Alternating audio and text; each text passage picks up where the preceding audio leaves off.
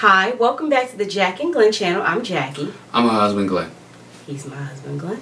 And before we get started, make sure you hit the subscribe button. Make sure you hit the bell notification so you don't miss any of our reviews. Yep. Hey, Married at First Sight. We finally get to see the couples go on their honeymoon. The wedding's already done. They get to talk. They talk to the families. They get out of the hotel. We get to see honeymoon. A little bit of honeymoon stuff today. This is where I really kick in for Married at First Sight, because we get to see real issues and real problems, and we get to see them spending time with just themselves, and the fairy tale of weddings are all over, and they get to be themselves. So I'm excited for these next however many episodes we got left of Married at First Sight. Gives me good talking points. So let's start with Bao and Johnny. So we see them going to the honeymoon suite, which we already saw some of this. Correct. But we get a little bit more of it. So Bao and Johnny, they come in the room and they have the sheets on the bed, kind of like their Vietnamese tea party clothing. And we find out that Johnny's sister did the suite. Yeah, I mean, it was nice how she did it. I mean, she had the linen with 100 children on it. Hey, production let her in the room because she knew the exact size of the bed. She knew everything. I mean, it's not hard to tell. It's not hard to tell what I'm saying. They let her in and let her decorate. I mean, she had privileged information that nobody else had. What room they were going to be in, all this other stuff. So she had time. So I thought it was neat. She did. So, like I said, she said she wanted, which I thought was odd. She said she wanted to set them up a traditional Chinese bed, which I thought was odd because they're Vietnamese. But I mean, whatever. But again, she has the sheets, the red with the gold, and it's embroidered with 100 children. Nice time to start. Catch the hint is what she was trying to do. Yeah. Not gonna happen. Yeah, because Johnny said he feels very affectionate toward his wife, but based on what her family told him, you know, he's not getting that. He's not expecting to get that back from her, and he feels like he's not getting it back from her. And she's not giving it back. Right. I mean, how affectionate could you be at this point? I mean, they're still strangers. They know each other from 10 years ago, but they're still strangers that have to get to know each other. She's not touchy-feely. That's the biggest issue. Not that they don't know each other, or she's not touchy-feely. But as we get through this episode, I'm seeing more of that from her, so I'll get to that. But that's why I say still. Honestly, I know for me, I probably wouldn't be all that affectionate with somebody I just met either. Now, we'll get to them, but Jose and Rachel smooches all day, every day. Well, because Jose try to have babies. Well, Rachel is... Lord have mercy. Anyway, so Bao says she's nervous about going to bed with her husband. There's a lot to being intimate with someone. And like I said, her thing is they just met. They just married each other. They did know each other before, but not like this. And she said he is friendly though, so that's breaking down a barrier with her. Yeah, I mean, Johnny, he's making her comfortable. We saw early. I mean, let's see later on that he tells her that, look, I'm gonna move at your rate. Basically, I'm gonna move where you want to move at, and so he's doing what he said he would do. So, and I think you mentioned, when you go into the situation, you have to go into it thinking about your partner, because everybody's not gonna try to jump. Everybody's not Beth. You know, you remember Beth from her and Jamie. She was ready to hop on Jamie that night. You know, she just dropped trowel and was naked in front of Jamie within hours of them meeting each other. So everybody's not that adventurous, and so you got to work at your partner's pace and find out what their pace is, and work at their pace. Yeah. So then we see them the next day. How did you sleep? And he says, I woke up a few times during the night, and you made some noises in your sleep. I think in English they would call it snoring. That's what he said. I was like, oh, Johnny's funny. He's trying to be funny, man. I think Johnny's funny. I liked it. I did too, but people snore. I mean, I'm a snorer. I ain't gonna say I don't lie. I snore. I mean, I do too. But I was waiting for the confession. Wait, huh? He's a whole lot worse than me. Anyway, let's go on. Let's move on. let's move on right there. We're gonna stop that, and we're moving right on. And so anyway, in the process of them talking, Bao remembers that, oh, do you remember our last interaction? So it wasn't just the University of Houston and University of Texas Vietnamese Student Association, but she said, we actually have each other's numbers. And we went out to this bar. It's the Ginger Man bar. He was like, oh yeah, I remember that. Yeah. And she was like, well, you asked me out. I wasn't sure if it was a friend date or if it was a romantic date. And so I went into it planning it like it was a friend date. Right. And so she was like, I think I might still have my old messages. She's a pack rat like me, apparently. I don't even want to say that. It's like, how do you clean out your phone? she doesn't have the setting where like Johnny does, where it clears out after a year. She just keeps text messages. Yeah. And it's for certain people. I have text messages for umpteen years ago. Yeah. And then there's some people who I don't have text messages from umpteen years ago. Yeah. Well, she got them, and so first of all, she calls him, and his phone rings. And her name's on the phone. And he's like, oh wow, I got you in my phone under your name. Yeah. And so she goes back and checks her text messages. She was like, oh look, see, I think they were talking about a museum or something like that. The art museum. Oh look, see, we were talking about this and that. And I asked you this, and she says, you never answered me back. Come to think about it, you ghosted me. Yeah, he ghosted her. And he was like, oh, shoot. Johnny was looking for something that day or that evening. And he was looking for something from Bao. Maybe thought he could get it, and didn't work out. But it's amazing how 10 years later, they're married. Well, hopefully that wasn't 10 years ago that happened. Because that is, now I feel like I don't have 10-year-old text messages in my phone. I mean, probably not 10 years ago. Switched phones since then. Well, 10 years ago, I think you had a flip phone. No, sir. That was just 2010, 2011. No, stop. Oh, I'm sorry. So then later that day, you know what? They meet their friends and family for brunch. If I had a flip phone, I'm not gonna let them ride. If I had a flip phone, he had one too.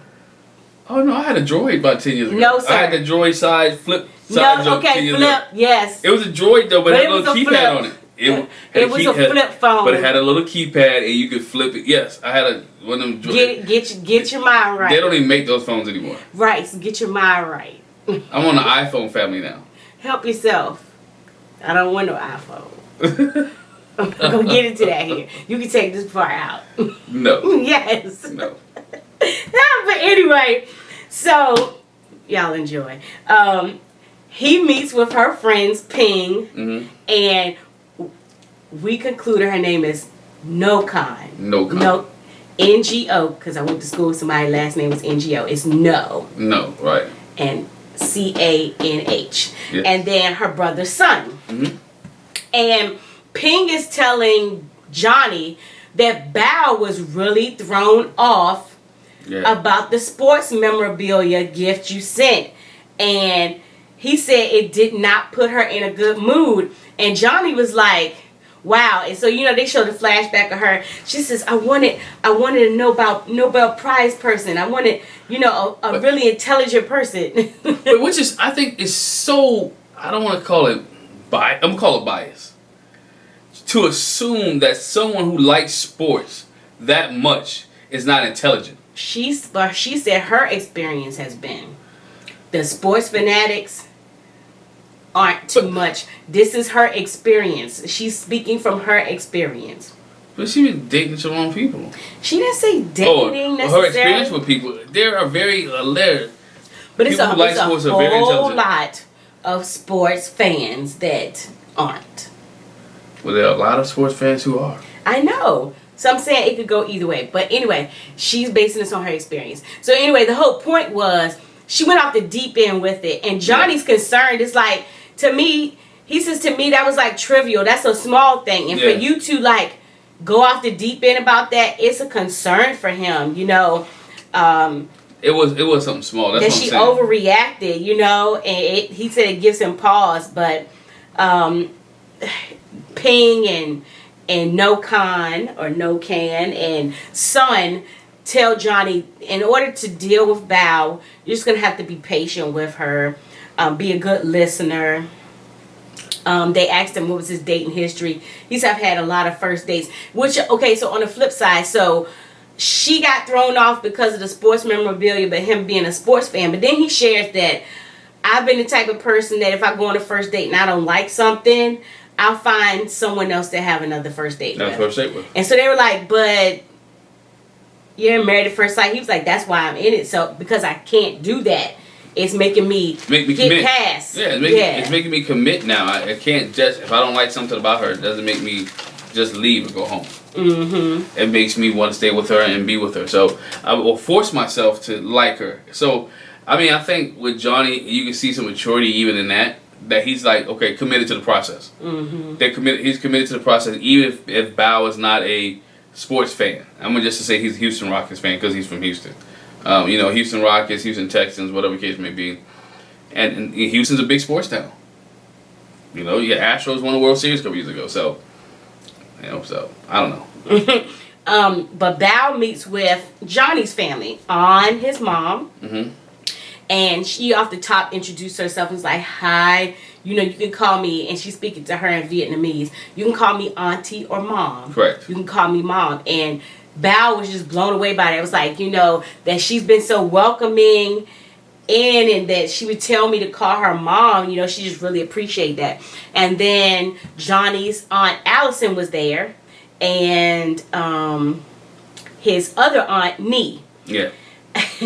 And they're like, is any love sparking? What's going on? And Bao's like, we keep laughing. We're having a good time with each other. They both talk about how Johnny's very direct and to the point. And so with that, Bao asks, is like, well, can I ask about Johnny's dad? What's going on with Johnny's dad? That was a moment where everybody got kind of quiet. Yeah, you could tell his mom got kind of emotional. He talked about the fact that he moved away to California for a job when Johnny was younger, and but how they still have a connection, but it's not what it was. I mean, he just didn't grow up with him. He didn't grow up with him. It's not a connection that he wanted. Johnny, if you could look at Johnny, you can tell Johnny wants approval from his dad. Mm-hmm. Everything he does, he wants approval for his dad. So in essence, you think about it, he's living for approval for his dad, not for what he likes or what he enjoys, but he wants his father to be pleased. And I think I think at a certain point, at a certain age, you stop trying to appease your parents.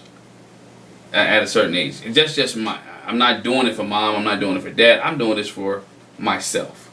And I think at that point, whether they support it or not, and he did it. He got married, whether his dad supported it or not, he went through with it. I think there lies that relationship or what you have to do for yourself at times. Mm-hmm. On tells Bao that Johnny was very happy. He's satisfied with who they matched him with, and she was like, that's good because I want another grandson. And his Aunt Allison's like, what's up with the kids? How you feeling about that? It'd be good for y'all to have kids. Then he could be Mr. Mom. He can retire and he can stay home with the kids. And Bao was like, in what world is that? Stay home. I was surprised to hear that. Places? I was surprised to hear that from. Why? Maybe because the older Vietnamese women that I know, and I know a couple, and the Vietnamese people I know, they all like to work. I didn't see them just saying, the father stays at home, and that's not what their culture does. I mean, you know what I'm saying? Everybody works, everybody pitches in. Where did we get the Mr. Mom from? I think it was just based on how the fact that he likes kids and he wants to have a family that his aunt was saying that. Yeah, I mean, he likes family. Having a family is fine. Being a family, but it's just. And it works for some people. The guy stays at home and take care of the, Oh, absolutely. kid. You remember, my doctor. Yeah. She was a very successful doctor. She's still a successful doctor, but her husband absolutely stayed home with the kids. And I don't know what his nationality is. I know he has an Asian background, but he absolutely stayed home with the kids. Hey, I don't know. It works for some people. I don't know. But I was just surprised that she said that. And so was Bao. Yes. Because Bao's not having it. No, she was very surprised. But anyway, so they get back together after they meet with the family. And this is what I'm saying about her not being affectionate. When they see each other, they do greet each other with a hug. Yeah. While they're standing there talking about what happened, you know, they're holding hands. He's rubbing her hand, but she's not trying to pull away or anything. And she talked about how Aunt Allison came with it. And he was like, that's why I wanted Aunt Allison there. I knew she was going to ask the hard questions. And Val tells Johnny, you know, I asked him about, you know, what happened with your dad and everything. And, you know, Johnny got cheerful and talked about, you know, wanting his dad approval and wanting, you know, how much he loves his dad and he looks to him. And so, you know, he said it still upsets him that his dad's not there to support him. But she was like, you know, I'm here for you. You're holding hands. She was like, hopefully when I get to meet your dad, I'm good with dads. I'll win him over. You know, she was very consoling and comforting when it came to that. I think that's great. She's saying that, but it's a lot to dig into. Less than 24 hours being married. That's a lot to be thrown because now you're dealing with a whole kind of. You find that your husband has I don't want to call it daddy issues per se. You want to call it that, but so now you have to walk a fine line when dealing with those things. And how does that affect your relationship? How does that affect the relationship that we're in, or our marriage that we're going to be in? Because his dad didn't come to the wedding. And so how is that going to affect us? And Val may have a good relationship with her father. So it just, to me, is a lot within 24 hours. But I mean, I guess you're trying to get to know that person anyway. So it works well. It works out. So the next time we see Johnny and Val, they're preparing to go on the honeymoon. They get their gift basket. They find out, like the other couples, they're going to the Florida Keys. And the funny thing with this is, she was like, I need my tablet. I need my spreadsheet. And Val is so... She's got a spreadsheet with her outfits, morning, noon, and night, the pieces, so she makes sure she packs according to this spreadsheet. And Johnny was like, I mean, I write it down. I'd be like, you know, don't forget this, this, and this. But I'm not like, oh, this outfit is for this day. She is so specific in her spreadsheet. Who does that? Val. Because to me, you taking time to type out what you put in your suitcase. You put it in a spreadsheet, and then you put it in the suitcase. And then you already packed, so now you're looking again to check your spreadsheet. No, she's packing based on the spreadsheet. But no, she's already in a hotel. She's not at home, so she's already so what? Right, but she did this before she came to the hotel. Right. And so now she's double checking.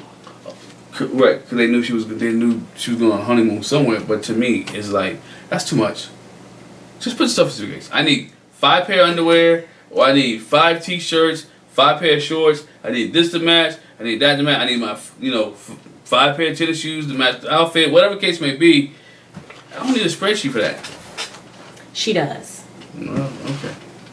Johnny laughed, and he laughed a little bit because he was like, "I'm not that detailed," but he is the one. Didn't he have all his shirts matched by color?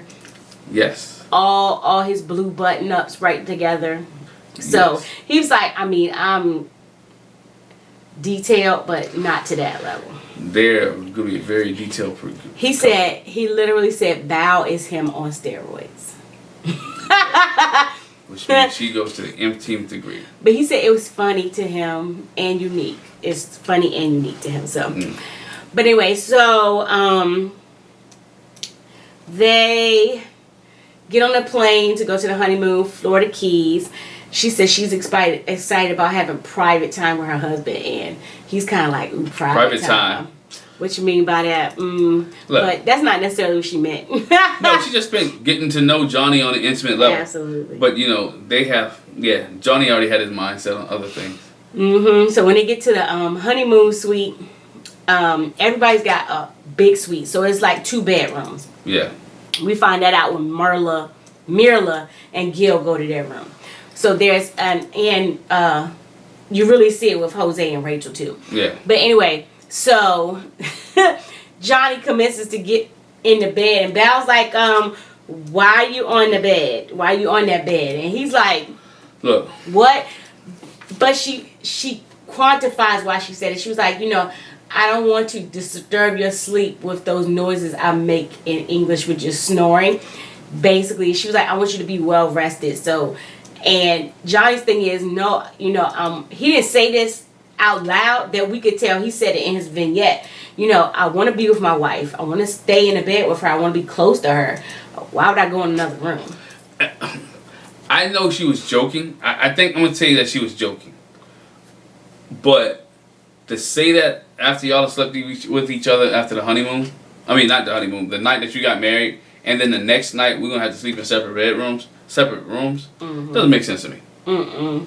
I mean, I know she's playing with the snoring situation and didn't really keep him up, but to even say that... Well, no, I think was a little bit of truth to it. But I know it's a little... But again, even if it's a little bit of truth, why? You slept together the night before. Like, why even bring it up? Why even change it? We already slept with each other. You already slept in the same bed. No one forced her to do it that night. He could have slept on the couch. Yeah. Or the chair. You know what I'm saying? Or you could have slept head to foot. Whatever the case may be. But you slept with him, and now you're trying to flip the script. Yeah, I was like, okay. Doesn't make sense. Next. It didn't make sense to me neither, but, he shares with her that I'm ready. He was like, I'm ready to be her emotional support. I want you to be comfortable, like you said before. He was like, I'm ready to go at your pace. If I have to slow all the way down, I'll slow all the way down. It's like, whatever you want to do. He said, I'm interested in knowing you intimately. As he was rubbing her arm. And so, right. And so with that, like, I want to know what kind of makes you feel, what do you like or whatever. And she was like, well, I use the certain things as an indicator, and so the way you kiss me is an indicator of what it'll be when we get to that point, and I feel comfortable with that. You make me feel comfortable, I feel at ease. I like that or whatever. And she was like, let me flip the script and ask you, what gets you in the mood, what turns you on or whatever. And he was like, and he goes in. And he's honest and truthful and straightforward. He goes in. Okay, so Married at First Sight, we had one phrase coined before. Now we got a new one. Because Beth had her basic Caucasian sex. And so Johnny says, I'm into pretty vanilla. Pretty vanilla sex. He said pretty vanilla sex. And look, he's telling Bao. Clouds and rainbows and Breyer's ice cream.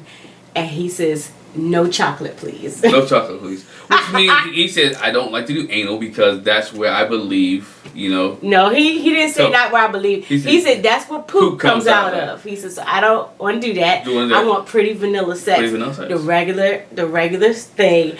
And she's like, okay. And she was happy with that. Yes, yeah. She was like, thank you. I appreciate that. So the conversation. She said she appreciates him being up front because it is making her feel more comfortable. It is. And she's more reserved, but she feel like she could kind of come out of that some with him. He's making her feel that comfortable. Yeah, he's hanging out. Pretty vanilla sex. I think that's so funny. That's a t-shirt. Let's put that on a t-shirt. Anyway, no. That's what he said. Next, we got Rachel and Jose. Rachel and Jose, man. Yeah, both of them are so... Who was like that? They touchy-feely. It's just... No, it's not even that so much. Both of them are just like, it's just going so good. It's just going so good. The Lion couple. Ryan and Claire from last season. Everything was just... It's wonderful. We're having a great time. Our marriage is 10 out of 10, and you're divorced now. Lying. Just straight lying. Rachel says it's like a dream come true. They're over the moon excited. Again, we're back to the wedding night. Him helping her get out of her clothes. We see that. She actually had quite a few buttons to get out of her dress. Now we know why he had the bow tie on, because he joked about the fact of, should I keep my bow tie on and sleep in the bed? And she's like, I mean, I don't know. He did it, though. She goes to the bathroom to get ready, and she's taking her makeup off. I hope I don't scare him away when I don't have my makeup on. I was like, honey, you don't look that much different. Again, the subtle insecurities that both of them have are going to be the downfall for their relationship. Because they still, even though she works out every day, she lost 35 pounds. She's feeling a little good about herself. She still has some insecurities to deal with. And we know he has a list of insecurities to deal with. So I think their insecurities are going to make them go separate. Yeah. But they get cuddled up in the bed together, cuddled up under the sheets. And the next day, they say, they stayed up most of the night. They shared lots of kisses, but they did talk or whatever. And her thing is she doesn't want to do a whole lot of changing. She doesn't want to have to change herself too much. Everything's going well. But she did express to himself, with everything going so well, I wonder what it would be that we would argue about. And it's funny that she would say that because when she met with his family, that's what they were like, what do you think your first argument would be about? Yeah, and see, I don't think you don't go in thinking about what our first argument is going to be about. I think you go into it being completely positive. Okay, I know we're going to have a discussion, or we may not agree on everything, but I'm not picking and choosing. I understand that some people say, I want to know what the first argument is going to be about. Just enjoy the moment. Right now, we're not arguing. Right now, we're getting to know each other. Right now, we're having fun. Right now, we're enjoying the moment. Right now, we're kissing, whatever case may be. Don't even think about that. Just go with the flow. But I guess the thing is, everything is going so well. It's like, the reality is, at some point, every relationship, you're going to have something that you disagree on. That's correct. So she's just being realist. Not saying I'm looking to argue, not saying that it's going to be coming soon, right. But just like, everything's going so well and we get along so well and we're so alike, that what could it possibly be that we would disagree on? That's what she's saying. Not in a negative or pessimistic way. I know what it is. We found out what it was going to be. Not that they argue, but it's going to be about that money. It's going to be about that cash, baby, and how she managed it. It's going to be about the money. I don't think as much with them as somebody else. Okay. But anyway, so Jose meets with her mom, Alicia, and her friend, Larice. And how was your first night together? He said, I slept well. We got so much in common. She's gorgeous. She's got so many positive attributes. She's just what I was looking for. If I could have picked somebody, that's who I would have picked. And so tell me about Rachel. And mom says, she's very studious. She likes to study. She's focused on learning and her job and everything. But she's so focused on that, her house can be a little messy. Larice was like, can't wait for you to ride in her car for the first time. And he's like, what? She be hitting things and it's dirty. It's all banged up. All banged up. She hitting stuff. Tickets everywhere. That's crazy. So he looks a little like, okay.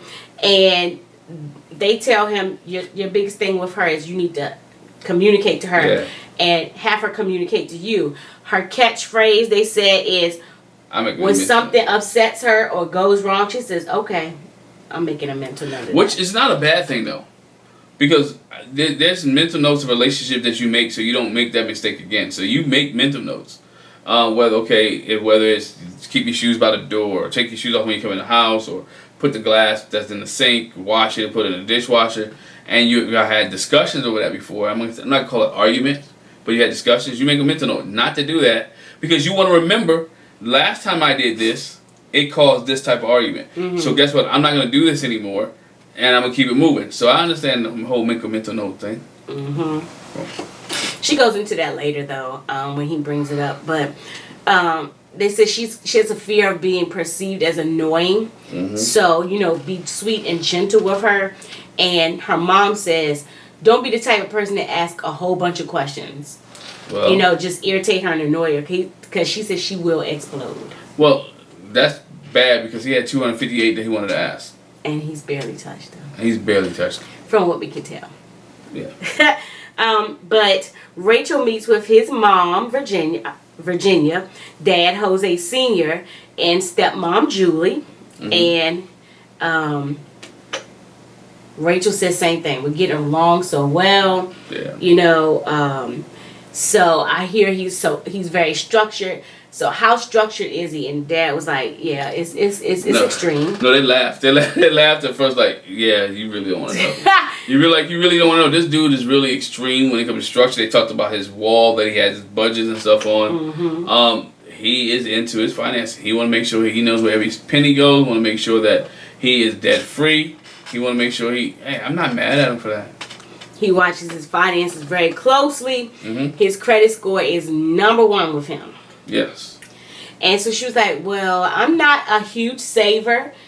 But, you know, she says, I did want somebody who was financially savvy to kind of help me with that. So she's good with it. She's open with it. You know, she's open to it. And so when she gets back together with Jose, they talk about that.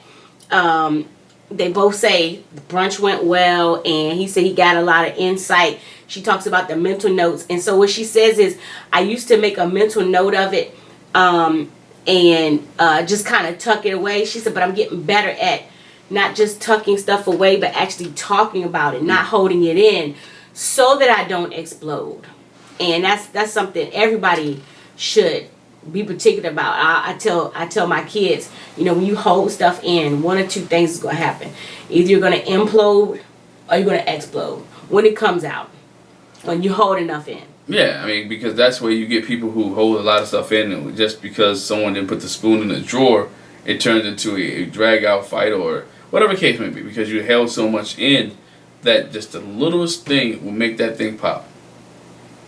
You know, so I just see them, I see her and him having discussions over those little things, and because he's such a perfectionist, and she doesn't do what he needs her to do in the way that she wants him to, in the way that he wants her to do it, that's going to be an issue. Because he's meticulous about the way he does things. Yeah. But she says, I'm learning how to communicate here and there. For him,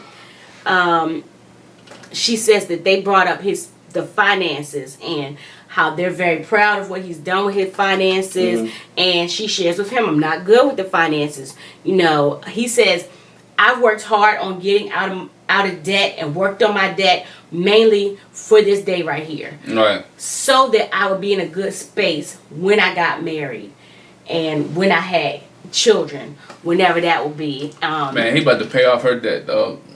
He might. I wouldn't recommend it.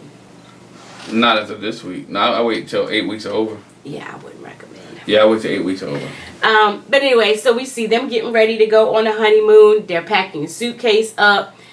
And Jose dumps the whole bowl of condoms in the suitcase, which I thought was funny. And so he was like, might want to take this with us. And she says, oh, you can't have babies like that. And he was like, oh, yeah, you're right. I was like, wait, what? Huh? She's ready to get it in with Jose, and she wants a baby from Jose. Now, if I'm Jose, just me, the condom that I put in the suitcase that I took out, I'm throwing them bad boys back in there. Better keep them. You better keep them. They're trying to give you they're trying to give you a hint. Yeah. And they're trying to teach you a lesson. Then, if you want to have sex, have sex. But protect yourself. If you do, protect yourself. Because honestly, you really don't want a honeymoon baby. You actually might not probably even want one by the end of the 8 weeks. Or, you know, like Shawnee's and Jeffy came to the reunion and she had a little pair of tennis shoes. You trying to help y'all. And she regrets that to this day. If you listen to her on Couples Cam, she regrets that. They didn't really get to know each other. They love their baby. They love baby Laura. But they never really got to know each other, spend time with each other because of this baby situation. Side note, it's ways around that. You know, when you get married, of course you're going to have sex. But if that's not what you intend to do, is ways around it. There's ways around it. Whatever way you want. There's ways around it. There's ways around it. You know. You figure out what works best for you. Yeah. And for real, in their case, they really should have, because they was like kind of rocky. But yeah. Anyway, so they're still rocky. Then we see them heading to the honeymoon in Florida Keys. They expect to have a lot of fun and get to know each other. And Rachel says, I want to know as much about him as soon as possible. Like, so I think they're going to be going through those 256 questions. She gonna learn Jose 101. Yeah. And so they're getting ready that night. Weird thing. You know, they're brushing their teeth. And she was like, oh, you brought your automatic toothbrush, you know. And he was like, yeah. She was like, I mean, I have one at home. I wouldn't bring it on a trip. I think probably most people don't. They bring a regular toothbrush. And so while they're brushing teeth, he was like, can I brush your teeth? And she's like, what? And I'm so glad she told him later, because she said in her vignette, that kind of freaked me out. And so she told him, you know, He's wanted weird. to brush my teeth. Dog, I'm telling y'all now. I know he was joking, but... No, he wasn't. Yes, he was. No, he wasn't. I'm going to tell you why he wasn't joking. He wants to do everything for his wife. He is the type of guy who thinks that me brushing, he's controlling. Jose is controlling already. You can see his perfectionist attitude, him asking her. First of all, no man is going to ask his wife. I'm not going to say real man, because that implied. No man is going to ask his wife, can I brush your teeth? Not if she's fully capable. Not if she's fully capable. She's fully capable. She was already brushing her teeth. That's some kinky type stuff. That's some controlling kinky type stuff that he did. Can I brush your teeth? Dude, what do you think you're gonna get out of this? What are you getting out of me brushing me allowing you to brush my teeth? Maybe he aspired to be a dental hygienist at some point. And so he's on some other stuff that she need to look out for. That's red flag. That's red flag behavior. He's into teeth. Can I floss your teeth? That is red flag behavior. Can I see if you got cavities? Okay, look. Would you let somebody that you just met, I know it's a husband, but she just met him, brush your teeth? For grown adult. For grins and giggles, sure, you could brush my teeth. Give me my toothbrush back. Red flag. Better watch that dude. That dude is the dude that be sniffing underwear in the drawer. We're done with Jose and Rachel. Keep an eye on him. Next, let's go to Mirla and Gail. And so we see them again, wedding night, having a chit chat. Gil says it's been the best case scenario for him, how it turned out, you know, because it could have been basically we're saying this, I could have got down the aisle and be like, you could have been like, ugh. You know, it was good to have her family there, and that sparks a conversation about fathers. I noticed your dad wasn't there. What's up with that? And she asked him the same thing. And she was like, you know, my dad passed in 2015. It was pretty traumatic. And he was like, oh, same thing with my dad. Yeah. So it was just, I think he said a few weeks or months ago. It's been 21 years. 21 years. Since his dad passed. He said he was 14 when his dad passed. And he said his dad was murdered. I was like, oh my gosh, this is so rough. Like, his dad was murdered. Somebody came in the house and shot him up. He had shots to the neck, and he went to get his dad and like called the ambulance. I'm like, bruh. At 14 years old, you know, he saw his dad murdered. I mean, that is a traumatic experience for anybody. And he had to deal with that. And then he was at the hospital when they told him 30 minutes later that, you know what, your dad didn't make it. And the whole time he's talking, I'm like, was it just you and your dad in the house? Like, where was your mom or somebody else? Like, gosh, did you have to go through that by yourself? I was like, this is rough, but it's heavy though. It's heavy. Yeah, she said and for her turn, she says, you know, I talk about it a lot, but I'm actually tired now, so I don't want to talk about it. But she said, you know, she appreciated his vulnerability, and it's like, you know, later on they talk about having something in common. It's like, gosh, they want to have that in common. She is caring at times. I mean, I'm saying that so far she's caring. She shows concern. She shows empathy for him in the situation because she's been through it. And matter of fact, she appreciates that she's been matched up with somebody who can relate on that level what she's going through. By losing a parent in a traumatic situation. And he can help her go through it and heal with it. And they can probably continue to heal together. Mm-hmm. But I like the fact that she was honest and she communicated very well. Like, I'm tired. I'll discuss it another time. Can we go to sleep? It's been a long day. So I like that he shared, but she also said, not that she didn't say, you know what, I'm not saying anything. But she was willing to, give him, like, we'll talk about it later. Mm-hmm. And as they're going to sleep, he offered her a foot rub. And she was like, no, thank you. She's not having it. A little bit too much. We are strangers. She is not look, that right there, she's not having. And for him to even ask, you ain't dog for foot rub, she's ready to go to sleep. So why are we rubbing? Not that kind of foot rub, like, I'm tired, my feet hurt, Shoot, you let the man at the or woman. Yeah. When you go get a pedicure or the massage place, you don't know them. They rub your feet. Paying for a service. What's the dip? Okay. He like, I can get paid for the service. But she said she was tired. She didn't want to Let me rubbed. rub your feet and help you go to sleep. But anyway, so maybe the next morning they get up. She says he snored a little.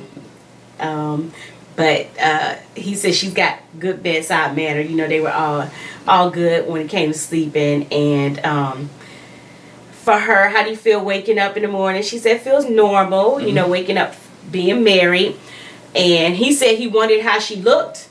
Would look in the morning, And he says, well, she looks just as gorgeous as she did last night. Because little does he know, or maybe he just hasn't said it, or maybe he hasn't noticed. As we know before, Mirla doesn't wear makeup. Nah, she's not a makeup person. She had very minimal makeup from the wedding. Natural beauty. She gets her lashes done. No, not completely natural. She gets her lashes done. I think she's got a pretty thorough skincare routine. She got a Botox. And she gets her Botox. Yeah. So I would expect her to look the same. So I don't know if he's picked up on that. Maybe he probably will on the honeymoon. No, it's like, I haven't seen you put anything on your face. No, I don't. I don't put anything. That's what she's going to say. She let that natural glow. I don't put nothing on my face. But he was like, well, I shared last night. You were tired. So just wanted to know if you want to share, about your dad. And, we thought Gil's story was rough.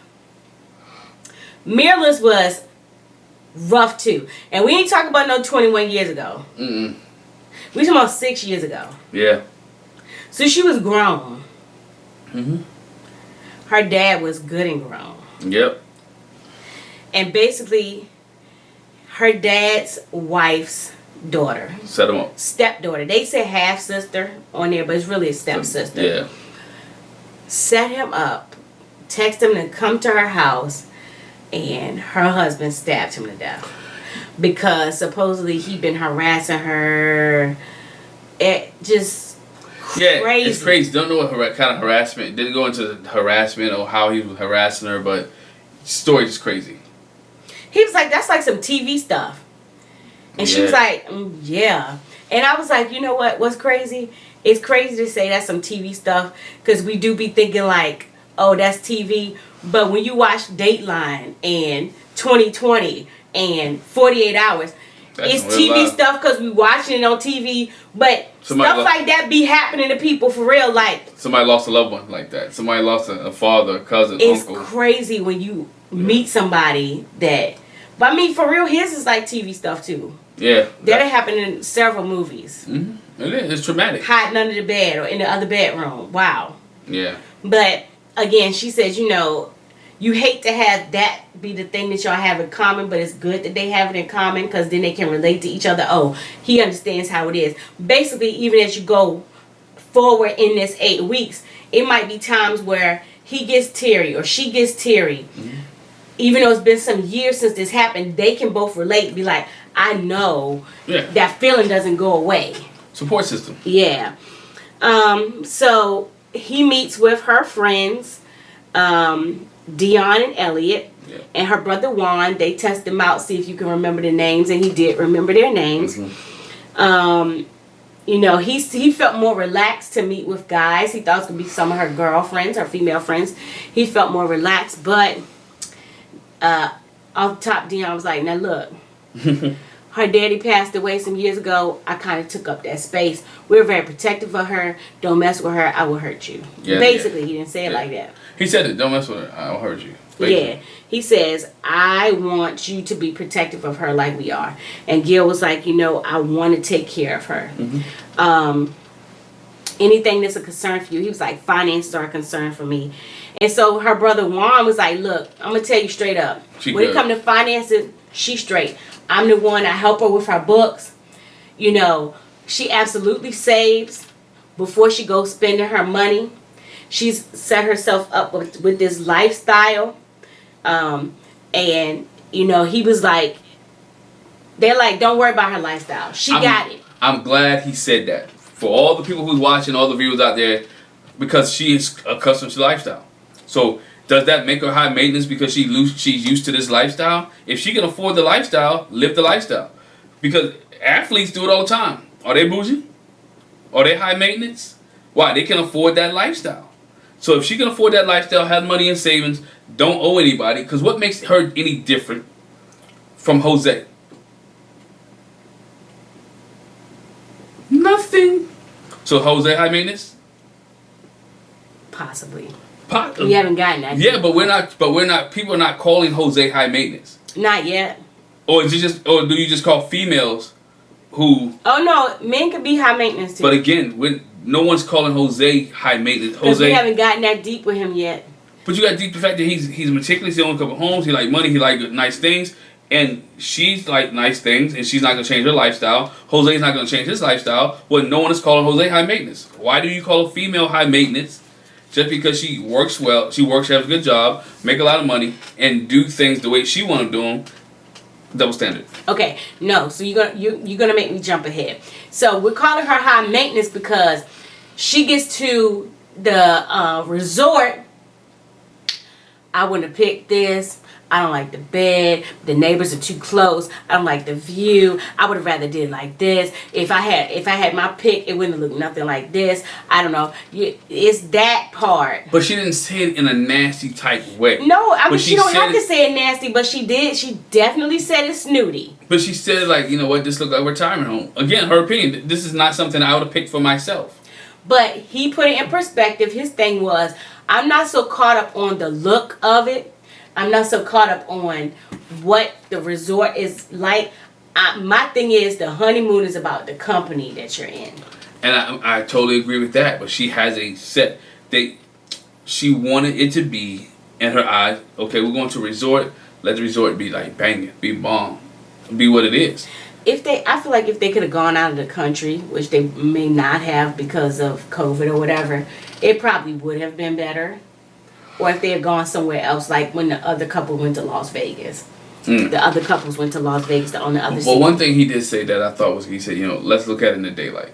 And he didn't get upset. Some dudes would have been mad, like, what you mean, blah, blah, blah. Again, based off where she's been at, there's some places that she probably been that is way better than where she's at right for this honeymoon.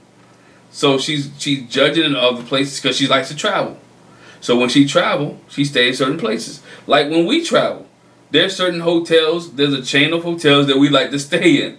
We don't stay in any, too many different other chains. This is the level that she's used to, and that's what she want to maintain.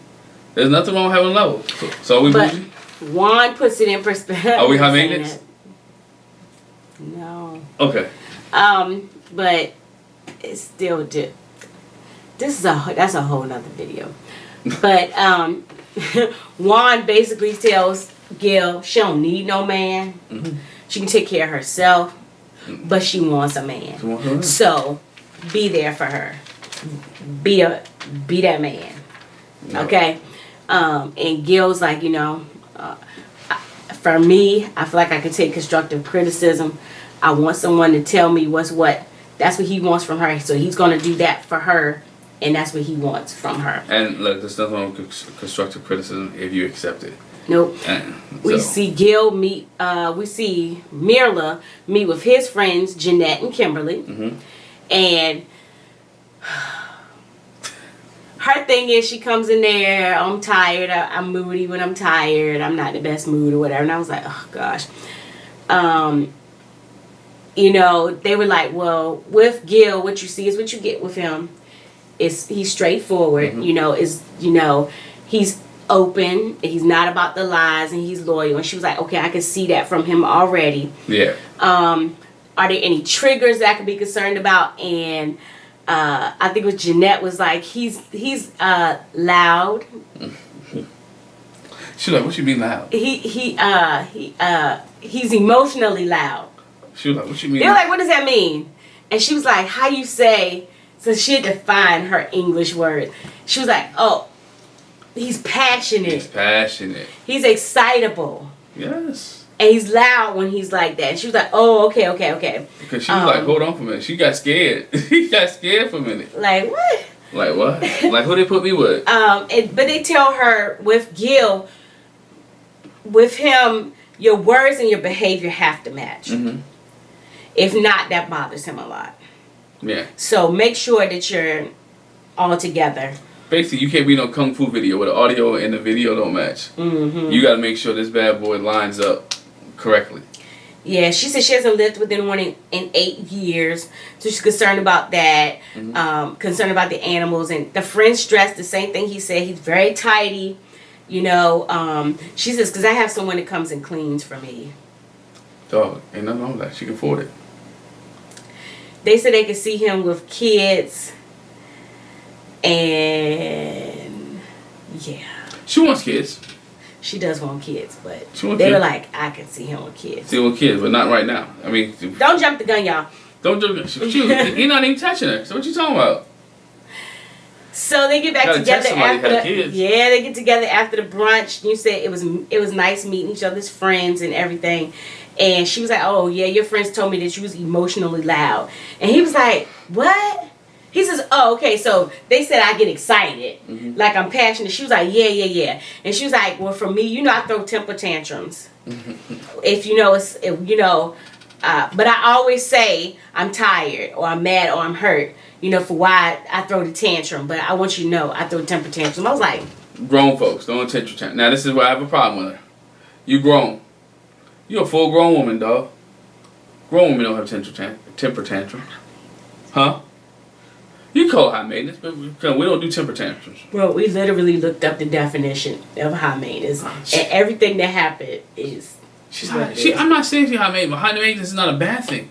I didn't say that. Well, not necessarily. Depends on who you're talking to. Depends on who you're talking to. High maintenance is not a bad thing. But anyway, he says, you know, they need to talk about money. You know, let's have a conversation about finances. And he was like, I'm not caught up on money. That's not something that drives me. And she was like, I'm absolutely driven by money. I'm driven by money. My goal, I'm always looking at how can I make more money. Now, this is where the problem going to come at. Not what she spends upon.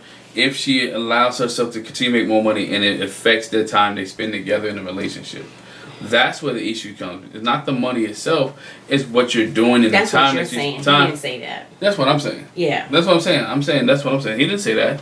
But what I'm saying is that's when the relationship have an issue where you spending more time making the money than you are spending time in a relationship. Yeah, because it seemed like to me that wouldn't be his problem. His problem would be, gosh, spending a lot of money. Like, that's why they said so materialistic. I say it all the time with this show. They need to have, instead of having all the experts they talk about sex, they need to have an expert who talks about finances with these married couples. They need to talk about finances. Alright? They need to get one of those. They need to get a financial coach to talk to the couples about finances. Because they are definitely two extremes. He says, I'm not motivated by money at all. Yeah. She says, I am. Because I grew up so poor. I want to have. And that can be detrimental. Nothing wrong with that. But it can be bad. Yeah, because she never want to go back to never go back to the state that she was at before.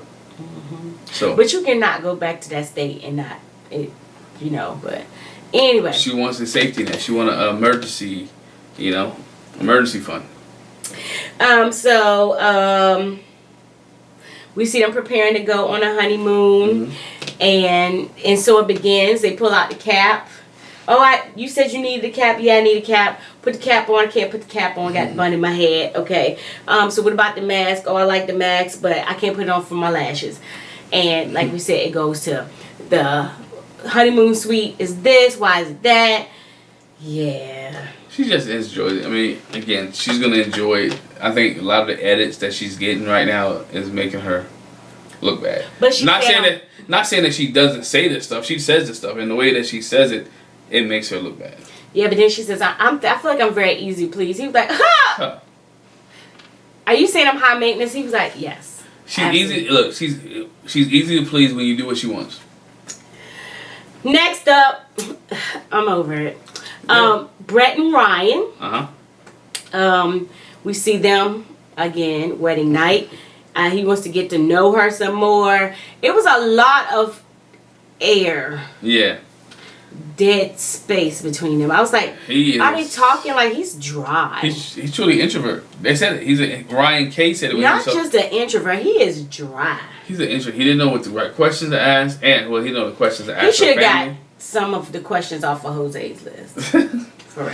He didn't know anything. He was just like, I'm here. He was like Marshawn Lynch. I'm here so I don't get fined.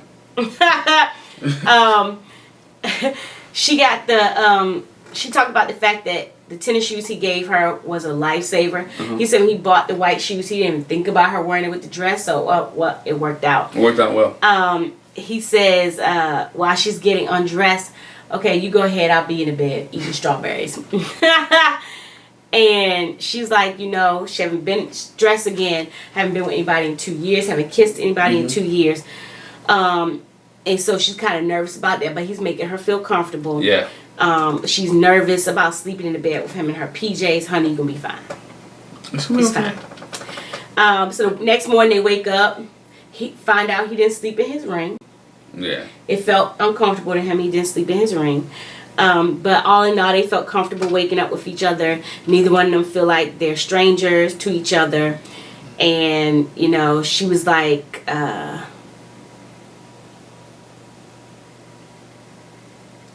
and he says, I want more to continue this easy convo. What convo? Y'all was looking at each other. You just looking at each other. There was no conversation whatsoever.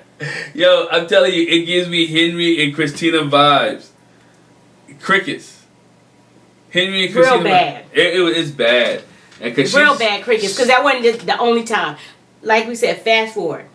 When he goes to brunch with her family, they're very open and asking him questions. Is there anything you want to know? He was like, no.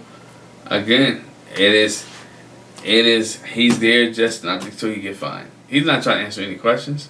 He's not trying to get to, look, he was turned off by the red hair. He's just dry.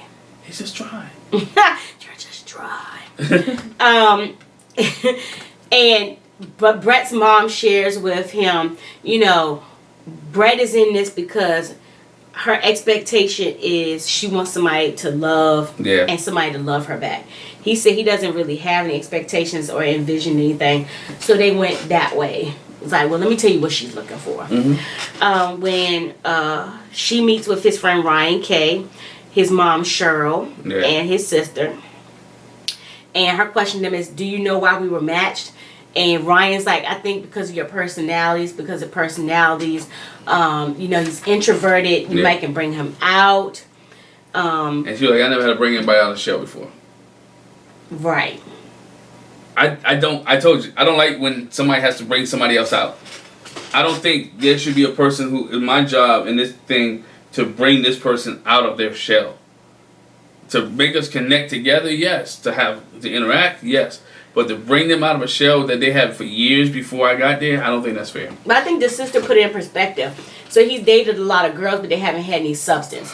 So I think what they were saying is he needs somebody with some substance that can bring him out of his shell, to give him something to talk about, to give him something to think about, to be deep with. Right. Because he hasn't had that with some girls. And she was like, okay, when they got together, he was like, okay, so my understanding is that my friends told you that you have to pull me out of my shell. No, that's not really it. You know, we'll get there. You don't have to pry me. And she was like, you know, I don't feel like I'll have to pry you open. I feel like things will just happen as they do. It'll just come with time. You know, you'll be more open or whatever. We see them get their gift package. Honeymoon. They find out they're going to the Florida Keys. They have to fly. She's like, oh my God. She's not a flyer. She's scared of planes. And he was like, you'll be okay.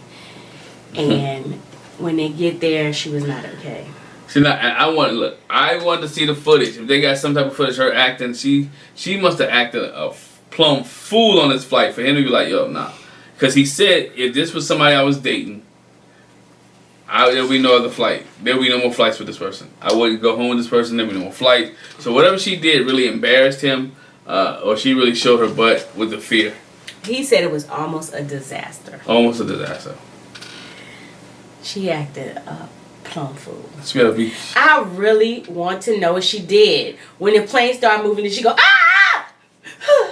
Yo, she better calm down. He said she made a kid on the plane cry. Made a kid cry. Scared the mess out the little boy. Like, look, what? She better calm down before they pull out that duct tape. And don't do it. I'm not good. No, I'm saying don't get duct tape to your seat. Don't get duct tape to your seat. That's terrible. Okay, and last but not least, we got Michaela and Zach. I started with one of my favorites, ending with my other favorite. Yes. So far. I don't think it's going to change too much, but... Okay. But, again, wedding night, best day of his life. Her favorite part was seeing him. And then in them talking, he says that it was kind of stressful for him getting ready. One of his friends tested positive for COVID. That morning. Yeah, I mean, most likely dude he's been exposed.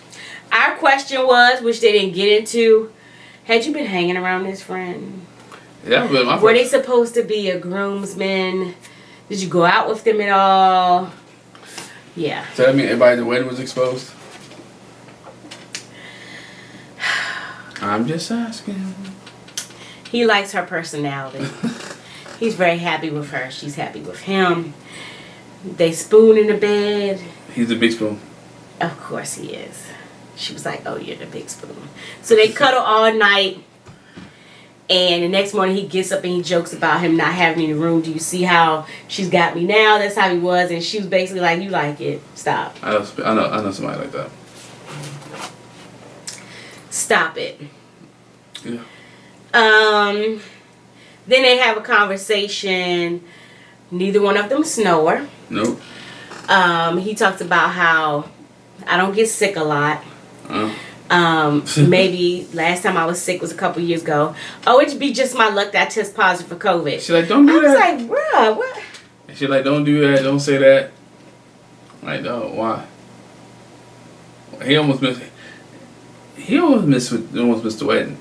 Think about it. If he would have got tested a couple days earlier, she might not be marrying Zach. She might be marrying somebody else. Anyway, we'll come back to that. So they've been getting along well. He says he could see himself falling in love with her. You know, what'd you come on the show for? She got on the show because she wanted to change her habits. She's been kind of nonchalant, had a not caring attitude, like, you know, on to the next. Don't have time for it. Yeah, whatever. Too much drama. Let's go. He says, you know, they talk about losing interest quickly. She said, I don't lose interest quickly, but if I see things that bother me, I am like, you know, okay, I'm gonna let it go. Yeah. I'm like, you know, let's know. They talk about whether you're jealous in a relationship. He says, I'm not jealous, but you know, if I'm with you, I'm with you. And she was like, well, I'm possessive. You know, I'll be like, that's my man. I'm with my man. You know, I'm not jealous, but I'm like, but you see, he's with me. But you find most women to do that. To be possessive, be like, yeah, that's my man. As he mentioned, he was like, hey, bro, she with me. Right? He mentioned he gonna do it, but a woman be like, hey, shorty, you know, whatever case may be, that's my man.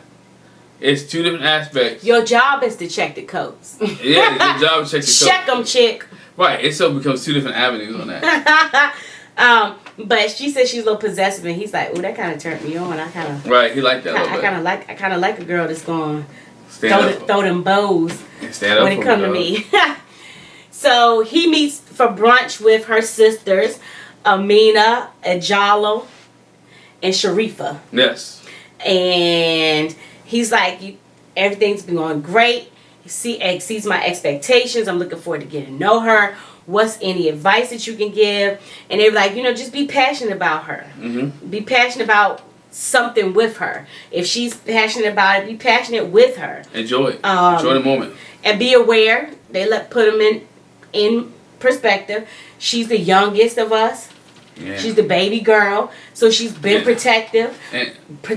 We protected her, and so we're gonna need you to do that too. If you don't, it will be consequences and repercussions. And you don't want that. We go get our Timbs and they say Vaseline and take them earrings out. Yeah, they were like, we're giving her to you. We expect you to take care of her like we did. Yes. And he was like, okay, I want to do that. That's what I plan to do. And the other sister was like, now look, I hope you keep your word. Because if you don't, once trust isn't broken, and once you hurt my sister, I'm going to hurt. She didn't say it like this. But underneath, she said, I'm going to hurt you. I'm going to hurt you. Mm-hmm. Don't hurt her. I'm going to hurt you. So she meets with a rack of people. It's a whole... I was like, it's a whole clan up at this table. The Wu-Tang clan. The whole Wu-Tang. Wu-Tang. His mom, Dane. His dad, Joseph. His two brothers. His brothers, Hunter and Tolliver, and then his aunt Talisa. Mm-hmm. Okay? How did everything go? They asked her, the wedding was amazing. What was your first thought when you looked at him? Oh, I was like, he's gorgeous. Oh, he is gorgeous. Yeah. Whew. Hats off to y'all. I can tell, she's like, I can tell that he's genuine and he's honest and he pays attention. Mm-hmm. The dad says, can you tell he's spoiled? And mom was like, he's not spoiled. And he was like, they're all spoiled. We take care of our boys. We raise them a certain way. And she was like, no, I could tell, that, he's gentlemanly. I could tell he was raised in a good environment. Dad is ready to pawn him off. I'm sorry. I would try to hold it in. They don't want Zach back. That's like Elizabeth's dad was like, take her. Take her. Your job now. Your job now. You're right. It's like, okay, look, it's your job to take care of Zach. All his dreams, all him being a Renaissance man. This is you now. He can't. He's not back home. But why he's in your possession? Take care of him. But the one thing he did say is that right there. We're protective of Zach. Mm-hmm. We want you to be protective of him. Don't hurt him. Don't hurt him. Mom says, I go by people's actions. I'm not just listening to what you're saying. I want to see what you do. I want to see what you do. The other thing that I wanted to say, they did kind of ask her or talk to her about her family. She shares with them, my dad got killed by a drunk driver. Yes. Some years ago. And so she really got emotional because she said it meant a lot to me that you danced with me. Yeah. And it was obviously not the daughter-father dance. When he danced with her, they showed it. But the DJ, you know what? They ought to listen. I had a problem with this. Y'all didn't tell the DJ that her father was deceased. He called for the daughter-father dance. The DJ only has one job. Michaela's going to dance with her dad. And she's sitting there looking around and Zach is like, oh, don't worry about it. We'll take care of it. He said, we'll talk about it later. And I'm glad. DJ. I'm glad the dad stepped up. He was like, Michaela, will you dance with me? I thought that was crazy. That's not on the DJ. That's on production. I said that. Oh, okay. I said, why y'all didn't tell the DJ? Yeah, they need to let the DJ know. Somebody should have told him. Why y'all ain't tell the DJ? That PA assistant should be fired. Don't call for, say, dance with your father-in-law. Mm-hmm. Do it like that. Go like that. Do the flip-flop. Let him dance with her mom, and she dance with his dad. Yeah. You just do it like that. But anyway, So she was very touched by that. Mom and Dad were touched by that too. And again, they said, we just want you to have his back. They get back together. Okay, what did you learn new? Right. And the one thing Dad said is, your dad told me when you get antsy. You start talking fast. And he was like, did my dad imitate me? And she was like, yes. Yes. He said, what did he do? She was like, I can't. I'm not going to do it. I'm not going to do it. He was like, did he do it like this? She was like, yeah. He was like, okay. They both appreciated how their families made them feel welcome. And he was like, that says a lot because my family's hard to impress. So, that you've captured their interest is, that's a good thing. The next day, they get ready, they're going on a honeymoon, get packed up or whatever.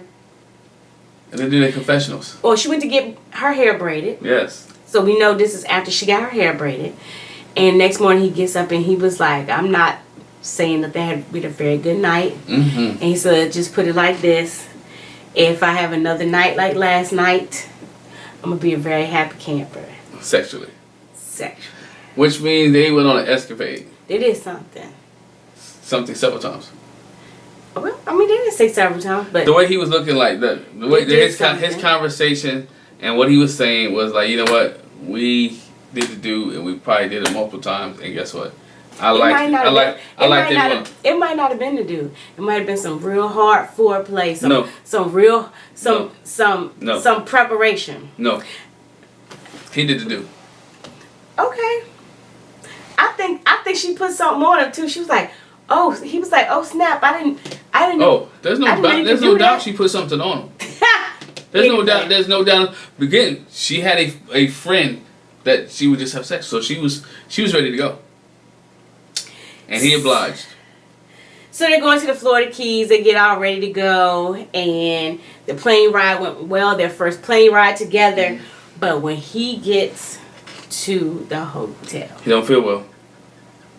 And he's like, I'm going to sleep in the other room because I don't want to get you sick. And he says he'll find out about his COVID test tomorrow. Which he must have taken before they left. But he got COVID. I promise you, we can leave after you get your test back. Now, well, I can't even say that.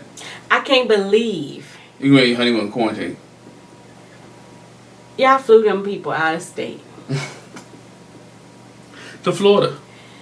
Was somebody checking? I just want to know, before he got on the plane, had they got that lax that nobody was like, have you been around anybody who's tested positive for COVID in the last days? Yeah.